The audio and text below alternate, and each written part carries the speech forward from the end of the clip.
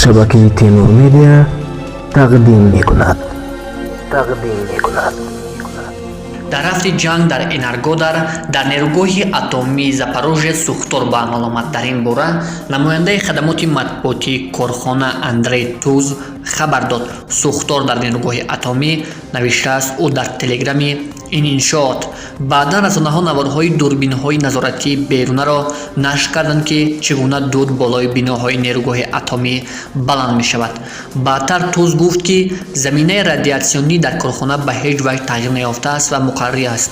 Нерӯҳои оташнишонӣ ба ҷои ҳодиса рафтанд, аммо бо далели амалиёти ҷангӣ дар ҷои ҳодиса онҳо натавонистанд ворди нерӯгоҳ шаванд.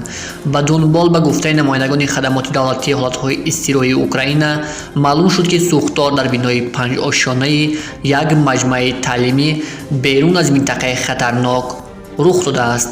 дар маҷмӯъ корхона дорои 7 иншооти ҳастаӣ, 6 бахши энергетикӣ ва 1 анбори ҳастаӣ мебошад. Дар замони сӯхтор аз 6 энергоблоки нерӯгоҳи атомӣ танҳо 1 агрегати рақами 4 кор мекард. Агрегати рақами 1 дар реҷаи таъмир қарор дошт. Рақами 2 ва рақами 3 бехатар хомӯш карда шуд ва 5-6 дар захира буданд, ки ба онҳо ҳеҷ чиз таҳдид намекард. Дере нагузашта хадамоти давлатии изтироии Украина эълон кард, ки оташнишонҳо ба хомӯш кардани сӯхтор дар бинои корхона шурӯъ карданд. 3 ошона ба коми оташ рафтааст. Тибқи маълумоти пешакӣ қурбониён ва осебдидагон нестанд.